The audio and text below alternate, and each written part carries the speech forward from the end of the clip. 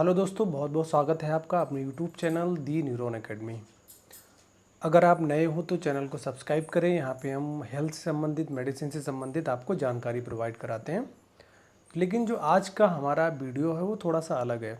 Diagnostic kit, जो diagnostic test होते हैं आपके, उसके ऊपर हम आज शूट कर रहे हैं वीडियो ना। बहुत बार आप अपने डॉक्टर के, फिजिशियन के पास जाते होंगे तो डॉक्टर आपको टेस्ट लिखता होगा ना।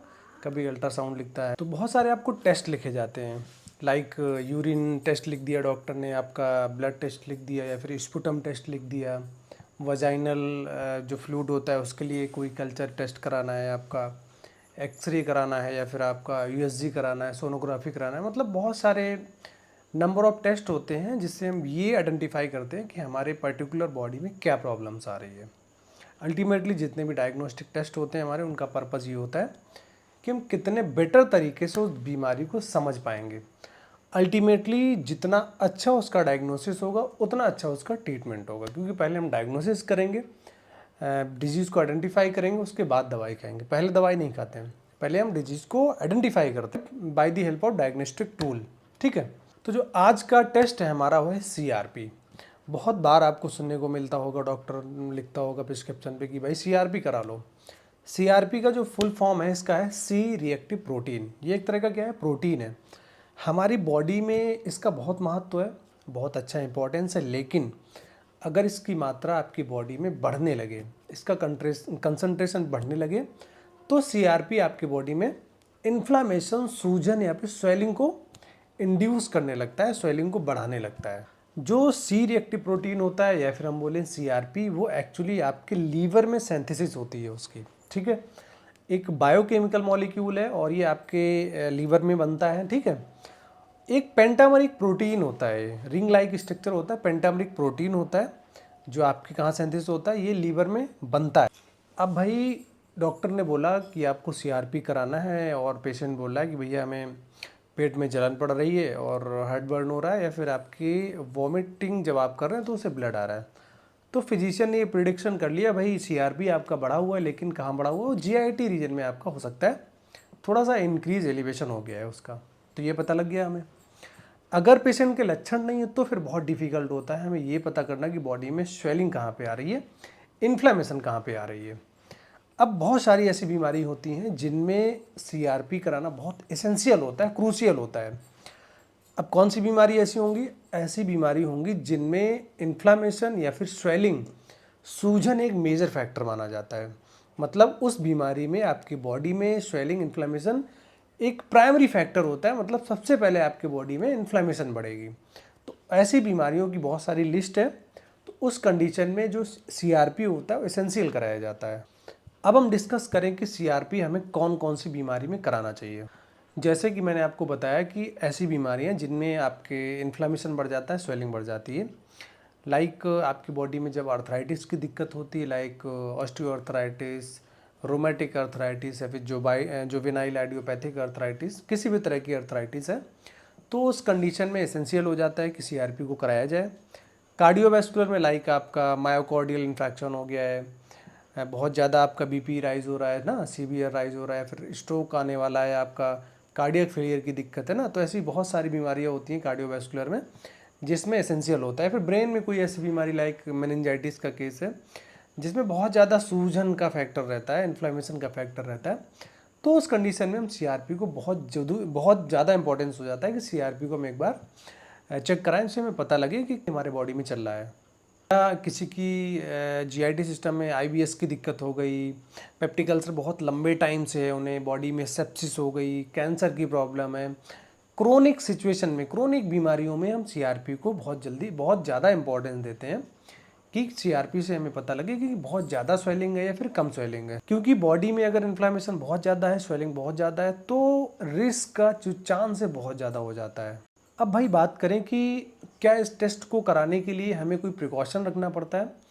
कोई प्रिकॉशन नहीं होता है, किसी भी टाइम आप ब्लड सैंपल दे सकते हैं, आपको ये जांच हो जाएगी। लाइक कहते हैं कि भाई यूरिन टेस्ट कराना है तो आपको अर्ली मॉर्निंग आपको यूरिन देना होगा, ब्लड सैंपल कराना है तो खाने के पहले देना होता है। तो सीआरपी का केस ऐसा नहीं है, आप किसी भी टाइम दिन में दे सकते हैं। और जो इस सैंपल को कलेक्ट करते हैं उनको फेल्बोटोमिस्ट बोलते हैं, फेल्बोटोमिस्ट बोलते हैं। और जो आपके कलेक्शन सेंटर्स होते हैं, पैथोलॉजी लैब होती है, उनमें वो होते हैं, तो वही आपके वेन से सैंपल को कलेक्ट करते हैं। रिपोर्ट टाइमिंग होती है लगभग 10 से 12 घंटे में इसकी रिपोर्ट आपको अवेलेबल हो जाती है। ठीक है, ये डिपेंड करता है कि लैब में कितनी ज़्यादा भीड़ है, लेकिन जो मैक्सिमम टाइम है लगभग 12 घंटे लगता है।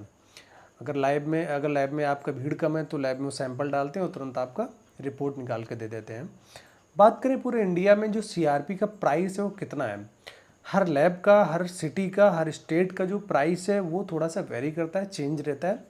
लेकिन जो एक इंटरमीडिएट इसका प्राइस है वो 300 से लेके 600 रुपये तक।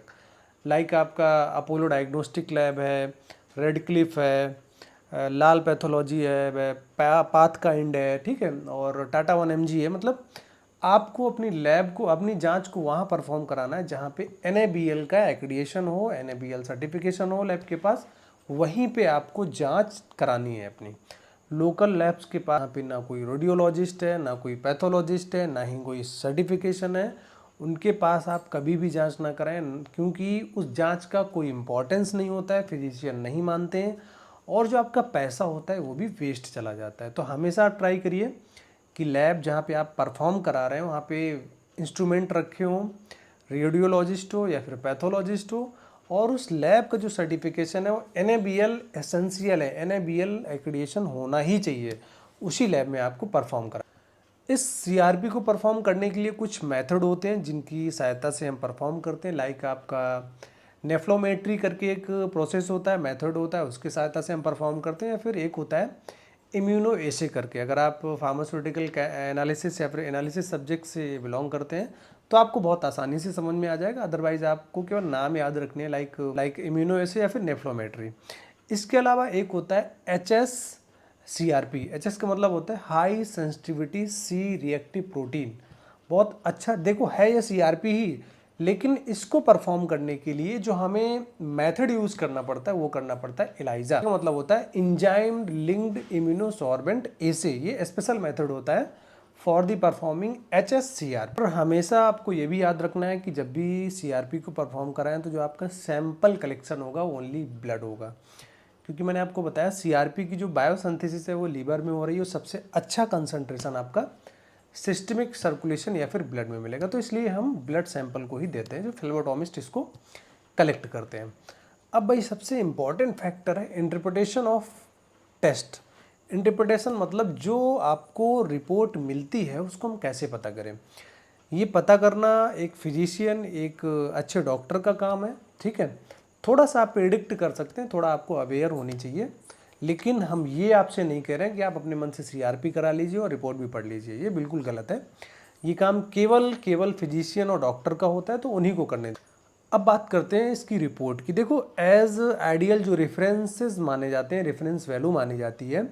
देखो जब भी आप किसी रिपोर्ट को देखेंगे तो वहाँ पे दो वैल्यू लिख के आती है। एक तो रेफरेंस वैल्यू कि कितने से कितने के बीच में होना चाहिए, और एक वैल्यू होती है कि आपका कितना निकला हुआ है ना। तो जो रेफरेंस वैल्यू है जो कितने से कितने के बीच में होना चाहिए, अगर आपका सीआरपी 0.3 mg पर डेसीलीटर है तो माना जाता है आपकी बॉडी में इन्फ्लेमेशन स्वेलिंग रिलेटेड कोई दिक्कत नहीं है, आप कंप्लीटली हेल्थी माने जाते हैं।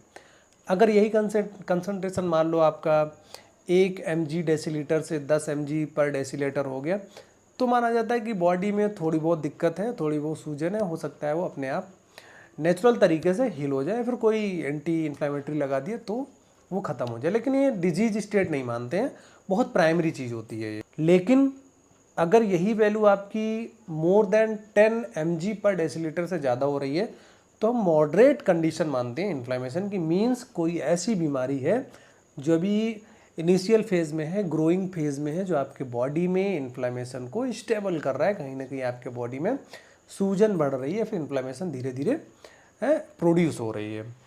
अब जो सबसे खतरनाक चीज़ होती है, अगर आपके सीआरपी की वैल्यू मोर देन 50 mg पर डेसीलीटर से ज़्यादा चला गया, अगर ये चला गया तो इसको हम सीवियर इन्फ्लेमेशन मानते हैं। वो आपका जो आपका इन्फ्लेमेशन है, स्वेलिंग हो, किसी भी रीजन में हो सकता है, वो हम डिसाइड करते हैं, जो डॉक्टर डिसाइड करते हैं वो करते हैं पेशेंट के सिम्टम के बेस पे। लाइक कोई पेशेंट कार्डियोवैस्कुलर का है और उसको मायोकार्डियल इन्फेक्शन की दिक्कत है और डॉक्टर ने भाई सीआरपी परफॉर्म करा दिया और उसका लेवल निकल रहा है मोर देन 50 mg/dL, तो हमें ये प्रेडिक्शन लग जाता है, एक जो अच्छा फिजिशियन होता है ये प्रेडिक्शन कर लेता है कि इसके कार्डियोवैस्कुलर में इन्फ्लेमेशन आ रही है ना। मान लो कोई पेशेंट है भाई, बोल रहा है कि मुझे चलने में दिक्कत होती है, बोन्स जॉइंट में दिक्कत आ रही है, स्टीफिनेस है, पेन हो रहा है, तो हम प्रिडिक्ट कर लेते हैं मे बी अर्थराइटिस का केस है और जो सीआरपी बढ़ रहा है, इन्फ्लेमेशन बढ़ रहा है, वो अर्थराइटिस की वजह से बढ़ रहा है और कहीं ना कहीं जॉइंट रीजन में ज़्यादा प्रॉब्लम हो रही है। ऐसे ही मान लो कोई आपका न्यूरोलॉजिकल पेशेंट है, न्यूरोलॉजी का पेशेंट है, मान लो वो बोल रहा है कि मुझे डिजीनेस हो रहा है, चक्कर आ रहा है, डिप्रेशन का केस है, या फिर मेनिंजाइटिस का केस है ना, या फिर आपका न्यूरोसिस्टिक सर्कोसिस का केस है, तो हम ये प्रेडिक्शन कर लेते हैं कि कहीं ना कहीं ब्रेन में सीआरपी का लेवल बढ़ रहा है। अल्टीमेटली जो आपका इन्फ्लेमेशन है वो ब्रेन रीजन में बढ़ रहा है। तो दोस्तों आई होप आपको सीआरपी के बारे में अच्छा लगा होगा, जानकारी अच्छी लगी होगी। अगर आपको कोई डाउट है तो हमें कमेंट सेक्शन में बता सकते हैं। Thank you.